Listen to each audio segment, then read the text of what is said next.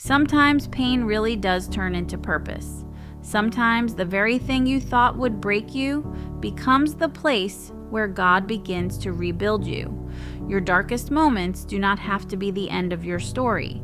They can become the shining light that helps someone else see there is still hope, still healing, and still a reason to keep living one more day.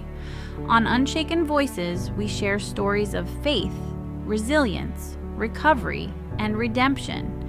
Stories from people who have walked through grief, illness, trauma, mental health battles, addiction, loss, and uncertainty, yet found the courage to rise again. Because dreams really can come true after devastation. Purpose can be born from pain, and your life matters more than you know.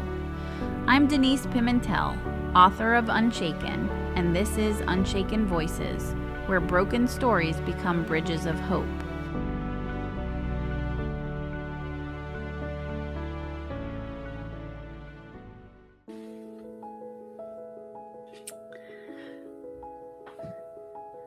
Hi, everybody, and welcome back to Unshaken Voices. Today, I am lucky enough to have Andrew Ace Greenspan come on the podcast. He's going to tell us a little bit about his story and his advocacy that he is doing to help people. He has amazing music, and he is trying to share his story through his music and help others, because a lot of times music is healing for people. And I was at the New Jersey Governor's Council event recently in May with him. They're trying to break the stigma of mental illness, and he just played such a beautiful show, and I was so impressed, and I'm just so happy to have him here today. So let me bring him on.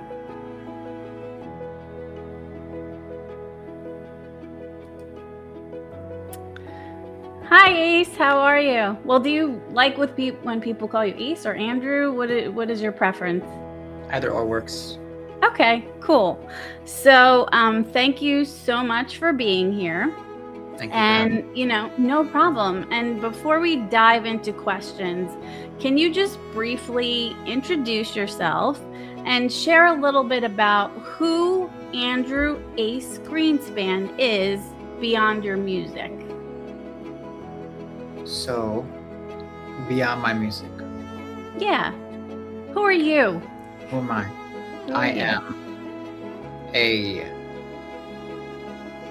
loyal, thoughtful, caring person that wants to make a positive impact to people out there. Someone that really feels like the world needs a lot of hope and uplifting in a time like this, and I'm trying to do that through my music and any way I can get involved in communities to do this. So I love that, because, it's so important for people to hear who you are, beyond your talent, because sometimes people just see the talent and they don't always understand like the journey it took for you and the heart and the person behind it. So thank you for answering that. And, that helps everyone listening to get to know you in like a different aspect as opposed to just your music. So thank you. Let's jump into the questions. So when did music first become part of your life? Music started when I was 4 years old. Oh, wow. I sat at the piano and I started playing Beethoven and Mozart at 4 years old, and I would play stickball in the cul-de-sac of my street and constantly have to leave the game to go take piano breaks. So they didn't like me too much, but now I think they understand why at 34, why I had to do that. It was like just like a rush I got So, um, yes, 4 years old was when I started, and then I took classical music training at a conservatory, blues improv, throughout my life. Wow. And I still can't read sheet music till this day, but I Oh. can. But I play by ear, and I was just born with the ability to decipher songs and material with perfect pitch. That's great. Yeah, I have a few members in my family that they never actually learned how to read music, but they just went to the piano that we have and just Okay. sat down and just, I think my dad used to say he just has an ear for it. Right. Not me. I always tried, but I wasn't the one blessed with the musical talent. I have people who sing and play instruments, but unfortunately I tried it and just wasn't for me. So, but that's amazing. 4 years old. 4 Was years it old. like that where you just sat down and it just came to you? My mom had an upright piano that was handed down in her family, and I just sat down and was listening to classical music, and that's how it happened. I would Wow. put on a white wig, and I would do playbills. I'd have a little Broadway show, and Aw. yeah, so So you were made for the stage. That's so. great. Right. Yeah, I'd say so. Um, okay, so when did you realize music was more than just something you loved, but it became something that helped you to heal? So when did that transition happen? I would say 2024, right when Okay. right when I was going into recovery and wanted to join recovery. So I don't know like where exactly you want me to share this story, but yeah, that's the timeline of Okay. where I was. Okay. So how old were you then? I was 33. Okay. No, Wow. sorry, 32, 32. because that was 2020. Wait, 2024. We're in 2026. So yeah, 2 years ago. Okay. Okay. Um, so I think that response, that's powerful because so many people are looking for a healthy way to kind of release pain. And, I love that music became the place for you. For me, writing, I love to write, and that's where my book was born. And at the time, I was in a manic episode, so I didn't really have a. So that's how some of the best work has come out. Yes, I know. And most of Not that it's even, okay, but yeah. I know, even my art, like, because I love to make art, a lot of the great things that I did were done in manic episodes. And it was hard for me to take my meds because I was like, I'm going to lose my ability to write or to draw or to sketch. But actually, it wasn't true, though, because I can still do it. I had to prove it to myself and take my meds and make sure. And I was wrong. All those years I resisted treatment. It actually wasn't true. I could say that like I could relate to that situation where Okay. if I get a song idea, a melody in my head, a lyric flow, I will start to work on the notes and everything. But then if I get sidetracked Right. and I start doing something else, I know I'm not going to finish that song. Like I'm going to make a voice memo. I'm going to write down what I started writing, but that flow is never going to really feel that level Right. of, but it's also like, sometimes I have many things I need to get done. And I'm like, I just, as much as I like this idea, so I have to stick with it. Right. Yeah. And it's that moment that it will really come through. Otherwise, that's why like I haven't focused on as much as my original writing. I have new music coming. It's been written, but yeah, like totally the production of what you're saying. Okay. Yeah. But you don't have bipolar, do you? No. Oh, okay. I was misdiagnosed as bipolar. Okay. Yeah. So you never had hallucinations or anything? Okay, that's good. Very good for you. Okay, so next question. What do you wish more people understood about being on the autism spectrum? I wish people understood that everyone is different on the spectrum. While we all have similar effects and similar patterns, we're all on a different part of the spectrum.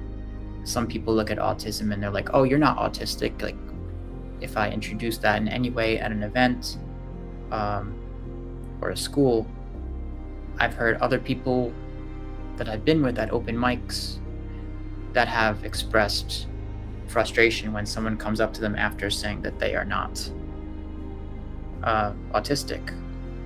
So there are different levels, and I think it's important for more acceptance, and I think we're definitely getting there. But that's why I'm so empowered to go out and do what I do. And that's great, and thank you for that, because and I appreciate you explaining that, because I think people need to understand that, like, being different doesn't mean, you're less than this or you're less than that. When I was teaching in the school district, I worked with a lot of students who had autism and they were on the spectrum. And honestly, I was like, this student is smarter than me. Like, sometimes I felt like, why am I here teaching him? Because he is beyond me in wisdom. And I find, a lot of students who, or people who are autistic to be so amazing, so I'm so impressed. And sometimes I think the very thing that people understand is that they're gifted. They have so much gift in them and so much creativity and so much purpose, just like you. And I'm so glad that you found this purpose through your music and surpassing so many challenges with having, being on the autism spectrum. So, so did you have anything, or should I move on? You can go to the next thing. Okay.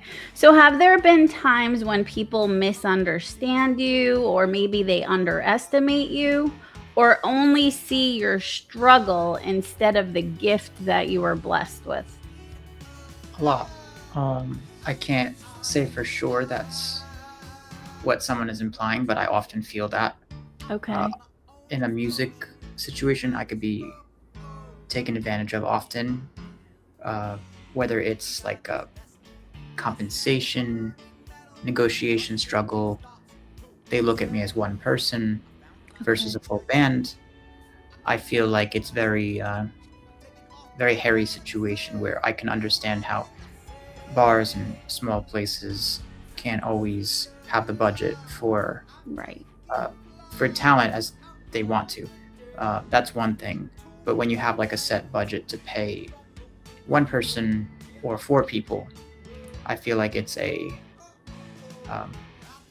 talent and a preparation thing. You see the kind of show someone can offer, and equipment they bring, the sound they provide. I think that's just as deserving as however many people within reason.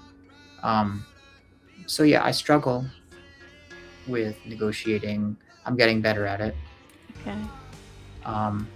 And I would say I'm learning, like, as I'm going through this, I have some mentors that are assisting me, and it's That's helpful. great. So, That's great. but yeah, my eyes are open. Good. Yeah. And I'm sure lots of people have to go through that, to kind of understand the ins and outs of that and the negotiating. It's just probably a little more complex, because you have so many other things that that you have to struggle with day in and day out to take on that as well. Right. But I'm glad you have mentors who are there to help you. So that's great. So can you share what inspired your recovery album, Livin' Rough, Hangin' Tough? So, basically the title, I was living rough, and now I'm trying to hang tough. Okay. So, I mean, that's really what it is. It's teaching yourself how to be your best friend in hard times, and learning that, uh, like you're learning to persevere and just literally live rough, hang tough. You can still have challenges and still be happy in hard times. Doesn't have to be one or the other. It's how you choose to go about your mentality. Right. So Like, you go ahead. I depended on a lot of people, a lot of substances, a pill, a puff, a drink, to feel like I was tough, and eventually learned how to escape from all of that and rely on myself. And of course, without the support of people, I wouldn't be here. But it's that number one thing, being your best friend, getting in tune with your inner self. And that's what it's about. Right. So making it through recovery, but then you're deciding to keep going. And not only are you still going, you're turning your pain into purpose. Like someone was asking me about you today, and the way that I explained it is exactly that. You've taken your pain, the living rough, and now you're hanging tough. But you've also turned it into a purpose to try to help others. Right. So that's exactly what I'm trying to do as well. So we have that connection there. That's wonderful, because that's why I was so excited to talk to you. Yeah, I mean, I look back a few years ago and I'm like, I never would have seen myself here today. So I'm just happy to be here, especially because I had the stroke in December of 2024, and that ended up being, I never had alcohol after that, because not that I was an alcoholic. I like to socially drink, just like, it made it easier for me to converse with people, but now I just have to do it without it, and that's okay. I don't think I'll ever drink again, but okay. So next question. What is the title well, we kind of just talked about that. What does it mean to you personally? You kind of just answered that. So let me move on past that one. Okay. If you feel comfortable sharing, can you talk a little bit about surviving the life-threatening overdose and how that changed your life? Only if you feel comfortable sharing. Of course, I do. Okay. So I struggled going in and out of detox in 2023, trying to come off of, I was on opiates, benzos, marijuana, nicotine, alcohol, and I had come off of these things rapidly. And after one of my final detoxes that were all unsuccessful because I was so challenging, and I personally think that the marijuana played a big part in it. Okay. People underestimate, it's not something you need to taper off of. It's not something you need to detox in a detox facility. But the psychological effects of being on that for over 12 years, all day, every day, I think that was a huge part of why I was so complicated, because I was being tapered on other stuff. But getting to the point, I come out into 2023, into the fall, right before the end of the summer of August, and I have an overdose at home. I don't truthfully remember what I took, but according to the papers, I had taken methadone while being on Suboxone to come off of opiates and other stuff. I might have taken some other pills that I found. I'm sure I did. I was in a lot of pain and withdrawing really badly. Oh no. And then I had a seizure at home. My dad found me unresponsive, and I end up waking up in a trauma room 4 to 6 hours later. And I woke up in kidney failure. I wasn't breathing on my own. I ended up in the ICU for a good period of time because I was not well. I wasn't supposed to survive this incident. And I just remember seeing my sister and my mom hanging over the bed, and I'm like throwing up violently. Uh, Oh. so, you know, I come out of the ICU, I go into the main hospital for a couple weeks, and then I transferred to a nursing home because I wasn't walking on my own. And I was very weak. So um, the nursing home got me a little bit stronger. I come out of that and I overdose again a month later. Oh, not overdose. I'm sorry. Sorry. I relapse again. Relapsed. Okay. Relapse. Clearing the record. Right. And I had actually been doing it, sneaking it, and Uh-oh. as if that incident wasn't bad enough that happened to me. I was sneaking around, and I was going to a mental health program, and they suggested I go with the police that they called to the hospital and get checked out. So just to make sure, because I was having warning seizure signs again. I had never had seizures before, and I had one in September. So yeah, I went. Long story short, I get checked into the hospital detox. This would have been like my 6th or so detox. Right. I had traveled all around America, like California, Florida, New Hampshire, all year long, trying to go to these resorts because I thought they looked nice and Right. amenities. But the truth is, it's just more stress being away from here. I feel like I need my resources, and it was hard. Right. I didn't know that was the biggest thing. Like, I was fighting a lot with my family because, like, I was withdrawing. I couldn't really appreciate what everyone was trying to do for me. Right. So I was in Nyack Hospital here, and I was there for a few days, but I end up going to their cardiac unit because I was having cardiac problems. So I didn't last in the detox. I never truly finished a detox anywhere. Oh, wow. And then I was after the cardiac unit, I go into the main hospital back at Nyack until I'm stable.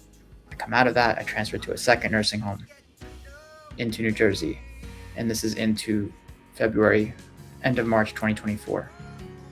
I come out of that in the beginning of March. I go back home to my family, and at that point, I'm interested in recovery, because if I don't shape up, I'm going to end up in a box. Right. I did 2 other things during this time, which I can vouch that are why I am feeling a lot better. And I did Spravato, which is ketamine treatment. Okay. There's a lot of talk about it today. I know the president has been hyping up, what's the word for these kind of drugs? I don't know. Experimental. Yeah. Experimental. Yeah. I can think of it. Anyway, so I did this for 4 weeks, and I couldn't continue it because I had a lot of side effects from the treatment. And I also felt wrong trying to get into recovery, and then going into this office, them snorting something up my nose with a spray. And you hallucinate for an hour to 2 hours sitting in the chair, and it could linger your whole day. You're literally tripping. It's ketamine. It's just microdosing. Yeah, I don't know much about it, so wow. Yeah, I can tell you, and you can't do it without having been on an antidepressant during the treatment. Okay. So that's a qualifying thing.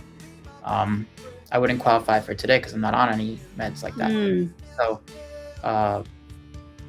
but I can tell you that treatment put me into a rewiring, which allowed me to write my album Living Rough Hanging Tough. I sat there with a pen, and instead of trying to focus on how the walls were moving, I was putting my thoughts in my head and listening to meditations, and I could never meditate in my life.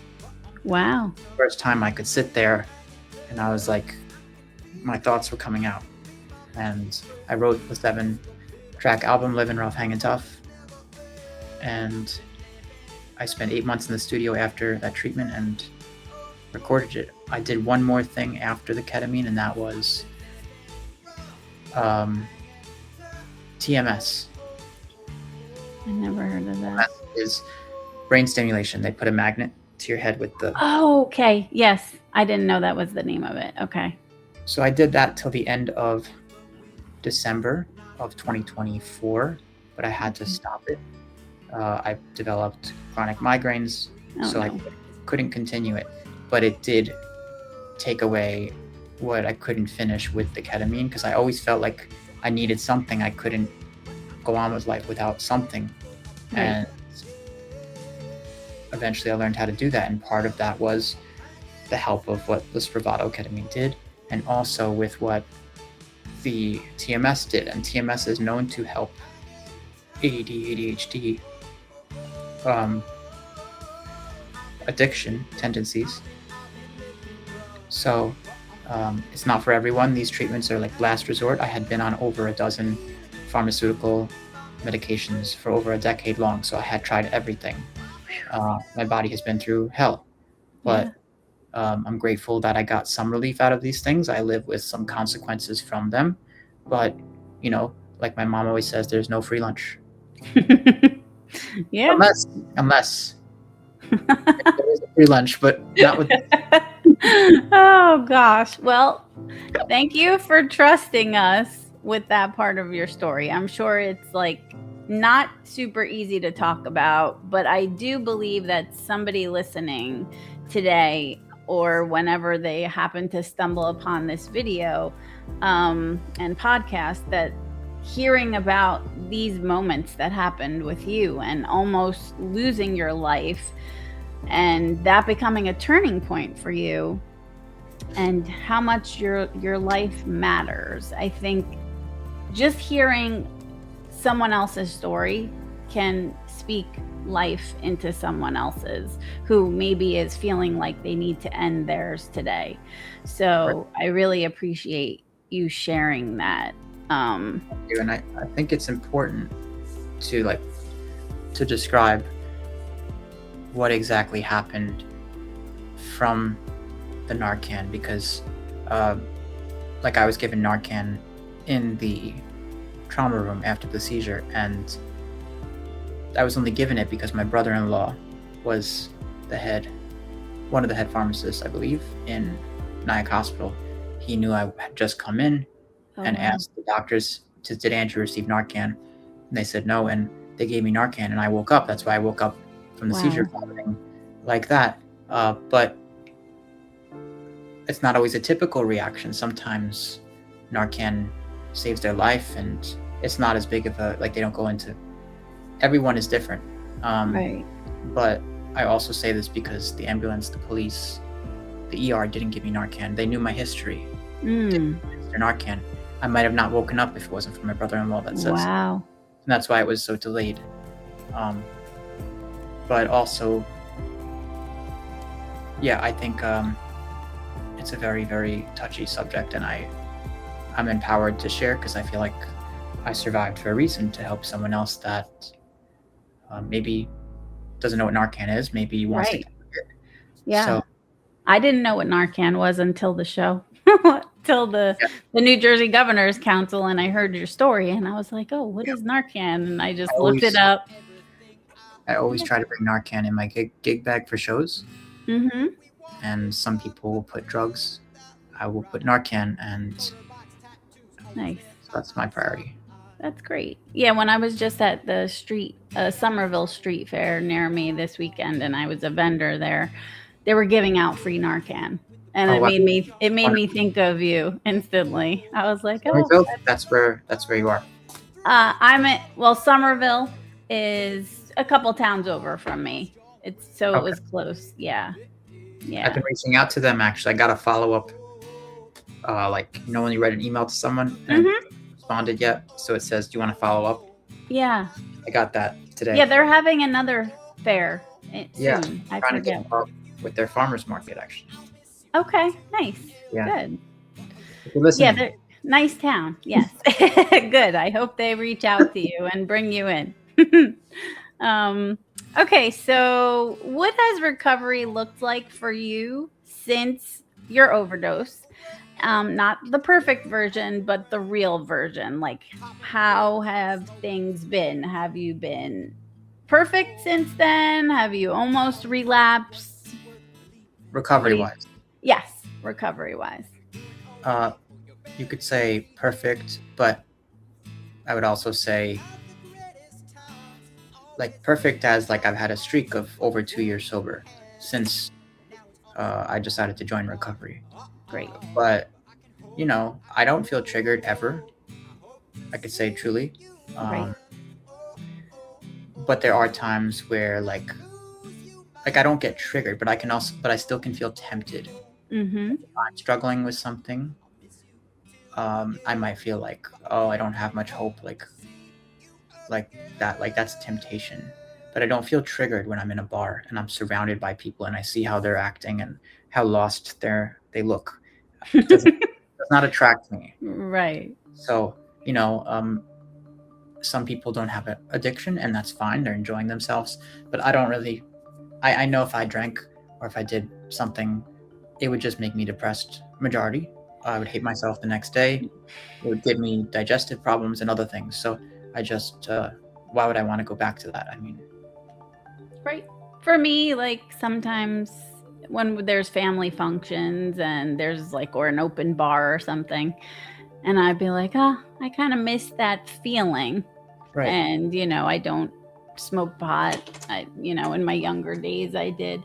So, and these people will be taking, what are they, gummies? I don't know. That's when it was different though. Like now which is also why I had to stop marijuana. I got Okay.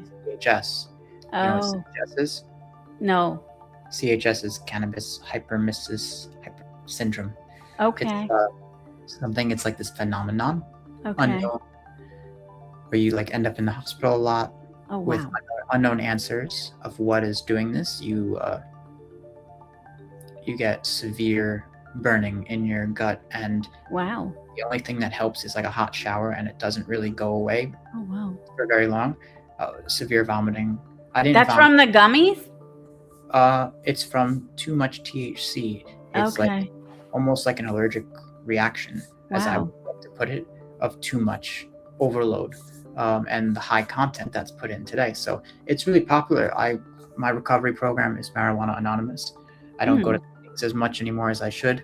Okay. But when I did, there is a CHS meeting on Saturdays. It's all virtual, and Okay. one of the most popular groups when I attended, people that are experiencing this.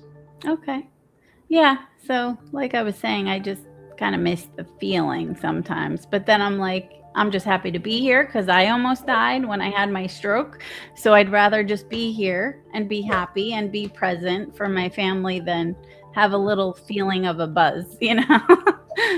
So, okay. So I have my faith and, my family who I lean on to keep me grounded when things feel hard. So, what is that for you? What helps you stay grounded? Music. Music. I eat, sleep, and breathe. Music. Okay.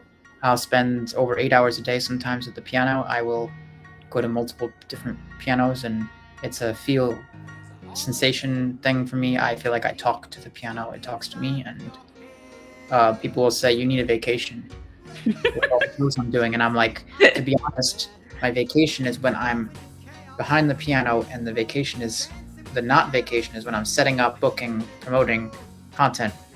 That's not it. So Right. No, that sounds about right. Like when I'm writing or working on my advocacy stuff, like people in my family would be like, "All right, you need to stop. You need to take a break." But that's what keeps me going, If I wasn't doing that, I'd be like, "Well, what am I going to do now?" and You that's when know? people drift off into bad places. So Yes. So I understand that point. Okay, so I want to go a little bit into your chronic neurological pain. So, how has that affected your life and your mental health? And if so, maybe your music as well? sometimes it can limit my productivity. Okay.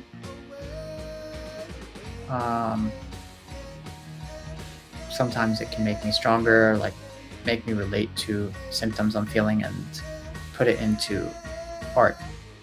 So it has a trade-off. Did they figure out where that came from? What exactly? The neurological pain that you deal with, was that before your overdose that you had that? Oh, so this was something a long time ago that started? Well, when I was younger, I was a big baseball player as a kid, and then I wanted to do baseball throughout my life actually, and I got into skateboarding. Oh. Skateboarding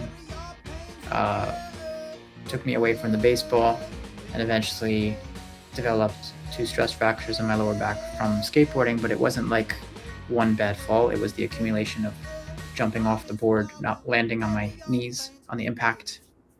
So I sit with that today. I don't take anything for it. I go to PT twice a week. So, it's a challenge, but I like to be as holistic as possible Okay. because I've been on everything from good to bad and things I just can't tolerate anymore. People on the spectrum are hypersensitive to everything. And for me, medicine, I'm very hypersensitive to. Okay. Like reactions, doctors look at me and they're like, it doesn't cause this. It's not possible. It doesn't reach there.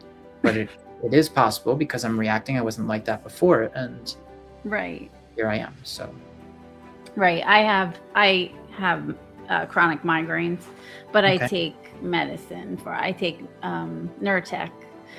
I used to take sumatriptan, but then after I had my stroke, they're like, you can't take this anymore because it can actually cause strokes. So I was like, oh, I wonder if that's why I had a stroke.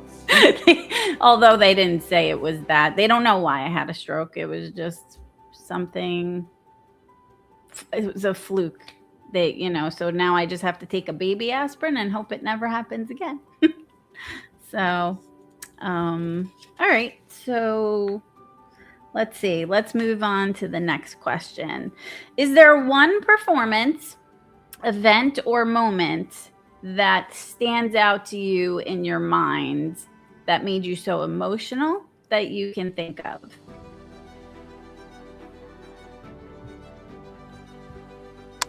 I wouldn't say there's one particular.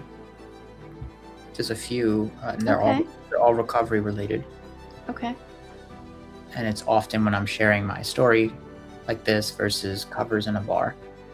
So yeah, I would say most of my recovery events, like I've done for Overdose Awareness Day last year, I did Recovery Day, things like that when I talk in a school and people are listening. Oh, that's amazing. Yes. Making an impact with students is huge because a lot of them are living it, experimenting with drugs, and your story will really bridge.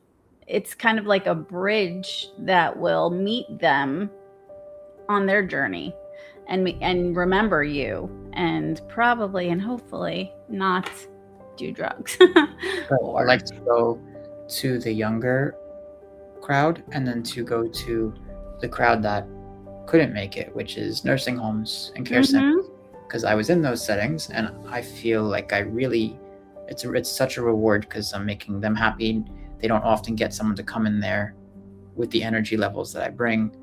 Not that there's not anyone like that. I'm just saying a lot of the people they tend to have in these places are slow Sinatra performers, things like that. So it's a nice change, and I feel honored to go there and do that. I've seen some of your content with the older folks, and I love it because they look like they're so into it, and I'm like, look at it. It's great because a lot of them are lonely, and maybe their family isn't around, they live in other states, and just bringing some kind of happiness and joy to them. That's awesome. My son used to volunteer at a nursing home, and he would do bingo with them, and they used to love it. So I know they must they must think, wow, this is a pleasure to have him here. Especially some of the songs, you're playing the songs that they know, so Right. that's great too. Yeah. Okay. So let's see. What do you think families, schools, and communities need to understand better about addiction or mental health, maybe even autism and recovery? So what stands out to you that you think they should understand better? I think the ones I've gone to, I think, are doing a good job at understanding. I don't think the school's doing anything improper. I think it's hard for kids to pick up. I think peer pressure is what got me into, like, when I got into, I think college is like the defining moment, high school into college. You start Okay. to realize you're going to be more independent and you experiment. Everyone's starting to do this thing, and now it's happening younger, maybe even middle school. I don't know Right. how young it is. Um, Yeah. so yeah, I would say like there needs to be maybe more of a look at the colleges and what goes on. Like that's what people don't have necessarily addiction that early, and then they go to college, they come home, and then for Oh, me, I yes. didn't finish college because Right. I started marijuana right after high Mm-hmm. school, Right. and no one put together that it was the marijuana until 2 years ago when I got sober. It's like, wait, that might be why, because I was starting it then. People said I was funnier, I was more enjoyable to be around. Maybe thought I was more creative, but I really wasn't, because I would just get tired and hungry. I wouldn't have the same lifestyle. So, yeah, I totally think it's the marijuana that did not let me finish my studies. Right. It's But I drug. could say, Well, go ahead. sorry, no, I could just say No, that go there ahead. are some people that were in my high school class that I know were wicked smart and they were potheads. So it's not a one size fits all at all. One is Right. different. Well, I think if you have a mental illness or some kind of mental disability, um, you know, maybe like ADHD. My son has ADHD and he already has a very hard time focusing. I think adding pot to certain situations, like for me, I've been told by my psychiatrist and from experience, like just smoking pot makes makes hallucinations happen more, and it makes you 100%. spiral into a place you don't want to be. So Right. yeah, for some people it's okay. For other people it's not a good thing. So I understand that. And for you, you thought it was not a good thing. For me, it's not a good thing. So Right. um okay, so let's see, where should we go from here? What would you say to someone who's battling addiction, mental health struggles, or pain, who are feeling ashamed about what's happening with them, maybe misunderstood, or just too far gone to try to recover? I would say be kind to yourself. And as we say, one day at a time. It's very corny, but it does work. And I Right. have trouble reminding myself, but I would say to find your support. There is so much support out there. There are tons of people who want to see you do well, and that it doesn't make you weak to continue to get help because people want to see you do well. It makes them happy around you. And of course, do it for yourself. Yes, 100%. Everyone has their niche, and you will find along the way what your calling is. Right. I mean, I know with my struggles, because I was embarrassed of my diagnosis, I didn't tell a lot of people what I was feeling. Okay. When I was diagnosed, it was at a time when Britney Spears was kind of going crazy and shaving her head and running around the neighborhood naked, supposedly, they said. I don't know. So I was like, what? I look at the paper and it says you have bipolar disorder. And I'm like, no, How could I be like that? I don't do those things. And I was just like, my heart was broken because I was like, oh gosh, now I have that label. Not that she was diagnosed with it, but that's what people were saying. Oh, she's bipolar. That was just in the news. So it was really hard for me to come to terms with the diagnosis and to understand myself. I had to learn about it because I didn't know much of anything about it. And I don't know if it's the same with addiction, but for mental illness, it's apparently there's a genetic component where it gets passed down. My grandmother had it and my aunt had it, and then I got it. So is addiction passed down too? I don't want to give you the wrong information. Part of me feels Okay. like it could be, but Okay. I do not know. I feel like, yeah. I know my mom has always said that, oh, your uncle was an alcoholic. She would tell Right. my brothers, you're going to become an alcoholic, or, this was so. I don't know the truth behind it, but I do know there are many instances I've had friends that be like, their father was an alcoholic, whatever, but they're not. Nothing of that to treat. So I don't think it's like I think maybe it's your background. I'm not sure. okay. Could be. Like with bipolar, a lot of it is environment as well. How you put yourself into certain situations. I didn't know that being in an abusive relationship was what triggers that mental illness to come to life. So unfortunately, I found out too late. Okay. So what would you say to a family member who loves someone who's struggling but doesn't know how to help them? So kind of the other side. I know you had said that you had family members you didn't realize they were just trying to help. So for that end, what would you say? I'm trying to understand exactly what you're asking. Like, So did your family give up on you? yeah. Or so should they keep fighting because eventually you came around eventually? So that's kind of what I'm asking, like from the opposite end, not you, but the people who were fighting to help you. How can you help someone who keeps fighting to help their family member, their friend, but is just feeling hopeless and wants to give up? Honestly, I don't have the answer because I've never been in that position. Okay. But I was on the other side, so I can only say what I felt like. My parents never gave up on me. There was times that we were distant to each other, but that's because of decisions I made, and we didn't know how to talk at times. But we've never been better than ever today, and I just think you need to have a little leniency and understanding that maybe the person's acting that way because they're really suffering. So Right. that's what I could say. Okay. So it's hard for them to understand because they're not living the life you're living, but Correct.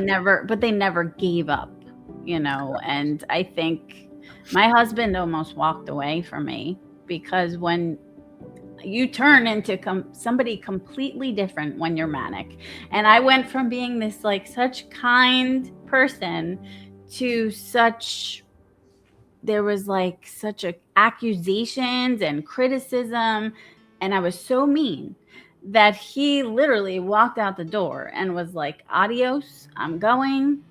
My dad had to go find him and bring him back. And I think it's just so hard. I feel bad. I feel bad for him. And that is why now I take my full dosage. Like, I do not want to spiral back there because then you put yourself at risk for losing some of the best people in your life who care about you. So, yeah, just, I think not giving up, just never giving up. And I think it takes a lot for a parent to give up on their child. It's a little different than a spouse and a husband, but I don't think I would ever give up on my kids. So I'm glad your parents did not give up on you because you're still here today. So is there a song from your album, Ace, that you feel the most connection to? What do you think? Living rough, hanging tough. Okay. And what? Can you explain why? Because of it basically, is that your story? Like your motto? Yep, it's on Yeah. my banner when I perform, but I actually just ordered a new banner because I think it's more important now to have my website instead of that, because the album's been over a year old now. Okay. But I have new music that's come out this year and more music coming. So it's all recovery related in somehow. Okay. So sometimes knowing what a song came from, like your story, that makes it even more powerful. So yeah, I can definitely see the connection there. So, Right. And that's the name. Is that the name? That's the name of your album, right? Living rough, hanging tough. Yeah. The title track of one of the songs and the name of the album. Cool. Nice. Let's see. So after everything you've been through, what do your accomplishments and performances mean to you now? So you started this 2 years ago or a year ago? I started getting back out there, yes, in 2024. Before Okay. my album came out in 2025. 2024, I started recording it and performing. So yeah. Okay, so after everything you have been through between then, actually it could be from the get-go when you were 4, right? So what is where you were and where you are now? How does that make you feel? Makes me feel proud. Like I have a lot of joy knowing that I have a purpose now and I'm clean doing it and I am not paranoid. I would always be told, you're paranoid, and I never hear that anymore, ever. It's like That's people talk wonderful. to me like I'm a human being. So, you know. Right. So that's amazing. And it's beautiful because the purpose thing, like I totally get that, because for so many years I struggled with, I was a teacher and everything, but I felt like there was more. There should be more to what I was doing. And writing my book and starting to advocate for other people with mental illness, I feel like I've finally found my purpose. So I totally understand that concept. So what's next for you? Where can people go to find your music, to follow you and support your work? Let them know. So I have a lot of shows this summer. Okay. We're almost to the end of June. I have some planned for the rest of the month, but in July I have about 13 shows on my show calendar. And if you go to my website, Andrew Ace, ACE, Greenspan.com, you will see everything on the tour page. You'll hear the music of Livin' Rough, Hangin' Tough, new singles, and other cool things you can check out. And you can book me if you want. Yeah, great. So Ace, thank you so much for coming, and it was great to hear your story. I was especially excited because, I heard you on the stage and I was like, I need to know more about him, because you really draw people in on the stage. Your music is amazing. And I'm so glad that I know more now about you. And I know parts of this may be tough for you to talk about, but I know you're using it for a purpose to help other people. So that makes it a little bit easier when you're sharing your hard times, your tough times, to help other people. So your music, your recovery, and your life are a reminder that our pains can now turn into a purpose to help others.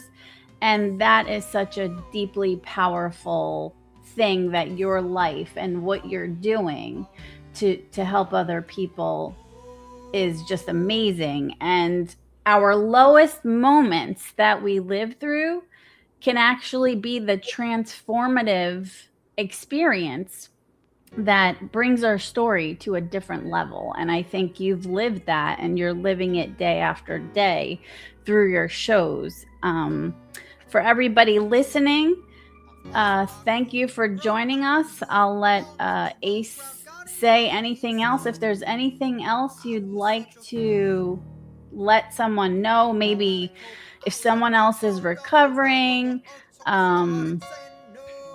what would you say to them, or trying to recover? Kind of like what I said before, take it one day at a time. Don't be hard on yourself. Be easy on yourself, and know that you're not alone in this.